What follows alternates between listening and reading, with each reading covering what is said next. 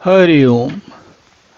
तो हम लोग श्री रामचरितमानस का आनंद ले रहे हैं और अब हम जो है किष्किंधा कांड में प्रवेश करते हैं। तो अभी तक हम पिछले 3 सोपान देख चुके हैं, ये चौथा सोपान है और इसमें हम हर कांड के प्रारंभ में तुलसी स्तुति करते हैं। तो श्री गणेशाय नमः, श्री जानकी वल्लभो विजयते, श्री रामचरितमानस चतुर्थ सोपान किष्किंधा कांड। तो सबसे पहले जो आरंभ करते हैं तुलसी, वो कहते हैं एक स्तुति कहते हैं। और हमने पिछले कांडों में भी देखा कि जो आरंभ होता है उसमें आरंभ में हमेशा एक श्लोक रहते हैं, 1 या 2 श्लोक या 4 श्लोक, अलग अलग स्थितियां हो सकती हैं, अधिकांश 2 श्लोक देखते हैं। तो पहला श्लोक जो है वो देखिए कितना आनंदमयी है और तुलसी कैसे एक बात को ले जाते हैं उसका भी आनंद है।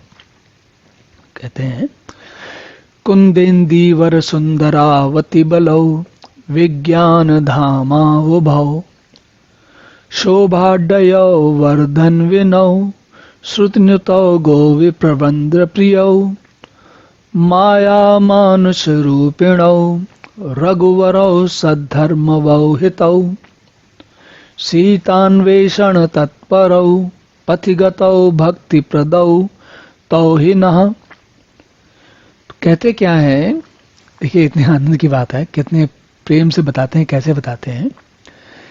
कहते हैं कि कुंद पुष्प और नील के समान सुंदर, गौर और श्याम वर्ण, मतलब एक तो गोरे हैं, कौन है? लक्ष्मण जी, और श्याम वर्ण कौन है? भगवान राम है। अत्यंत बलवान, ऐसे बलवान है कि क्या कहना है। और उनके बल की कोई, जैसे हम कहते हैं ना, बल की कोई, ऐसा कोई उनके समान बलवान नहीं है। ऐसा क्यों कहते हैं?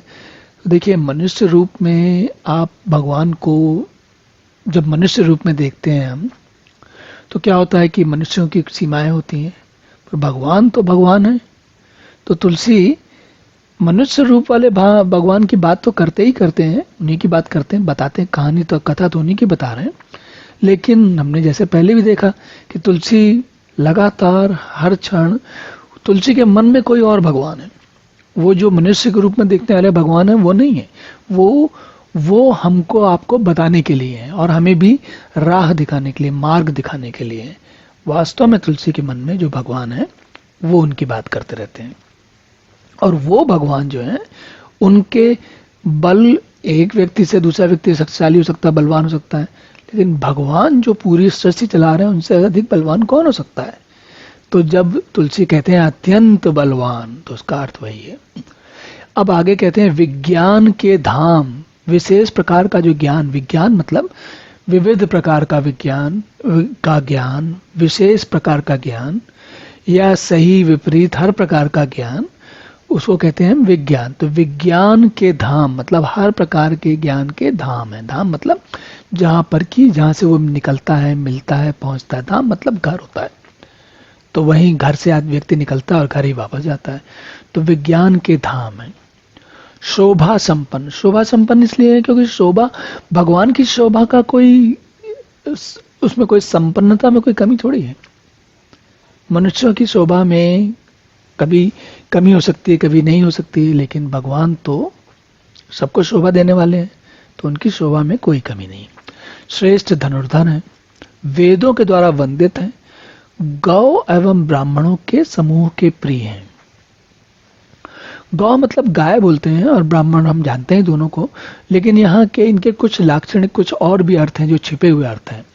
गौ का अर्थ होता है प्रकृति की जो जन्म देने की, संचार चलाने की जो शक्ति है, उसको, उसे भी हम गौ के रूप में समझ सकते हैं। और ब्राह्मणों के लिए कहते हैं जो चेतन शक्ति है इस पूरे जगत में, वो ब्राह्मण है। हम लोग जब इन बातों को सुनते हैं तो सामान्य व्यक्ति जैसा उसने सुना उसके हिसाब से ही, उसी प्रकार से वो बातों को समझता है। तो सामान्य व्यक्ति क्या समझता है कि गौ मतलब जो दिख रही गाय, सड़क पे चल रही है, गाय चल रही है या जो दूध दे रही है। और ब्राह्मणों को कौन समझता है कि भाई जो जनेऊधारी है और कोई पूजा करता है, और अगर पुराने समय का तो चोटी लगाए है, पर ब्राह्मणों का परिचय यहीं तक नहीं है, ये तो बड़ा सतही ऊपर से जो दिखने वाला है। और ऐसे हम जानते हैं, हम सभी जानते हैं कि ऐसे कई लोग ब्राह्मण जो होते हैं, जो ब्रह्म में आस्था रखते हैं, ब्रह्म में लीन रहते हैं, जो ब्रह्म के बारे में विचार करते हैं, जो ब्रह्म की आराधना करते हैं, जो ब्रह्म की साधना करते हैं, वो ब्राह्मण है। तो ब्राह्मणों के समूह के प्रिय माया से मनुष्य रूप धारण किए हुए। अब भगवान ने क्या है, भगवान ने माया से मनुष्य रूप धारण किया। माया से क्या मतलब, माया का हम अर्थ जानते हैं, माया जाल जिसे हम कहते हैं, या माया जिसे हम कहते हैं जब कोई चीज जैसी होती है वैसी ना होके कुछ और दिखती है। जैसे होता है ना, इंद्रजाल जब करता है जादूगर मायावी, तो क्या करता है, होती बात कुछ और होती है, दिखती है हमें कुछ और है। तो उसी प्रकार माया से मनुष्य, भगवान मनुष्य के रूप में दिख रहे हैं, लेकिन भगवान, तो खाली भगवान मनुष्य के रूप में नहीं दिख रहे हैं। श्रेष्ठ धर्म के लिए कवच स्वरूप, अच्छे कामों के लिए कवच, कवच मतलब उनको संभालने वाले, उनकी रक्षा करने वाले, सबके हितकारी, और श्री सीता जी की खोज में लगे हुए। कौन लगे हुए हैं?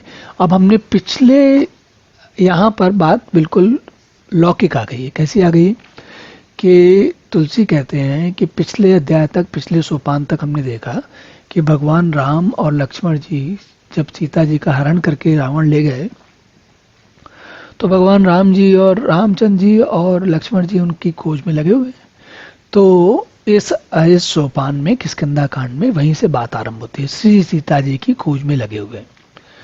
और पथिक रूप मतलब जो पैदल चल रहे हैं, रघुकुल के श्रेष्ठ श्री राम जी और लक्ष्मण जी दोनों ही भाई निश्चय हमें भक्तिप्रद हों।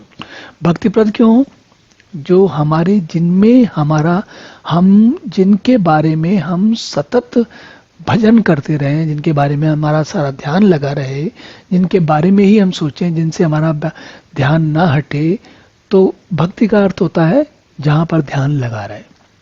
तो भगवान तुलसी कहते हैं कि दोनों भाइयों में हमारा ध्यान हमेशा लगा रहे और इस प्रकार वो हमें भक्तिप्रद हों।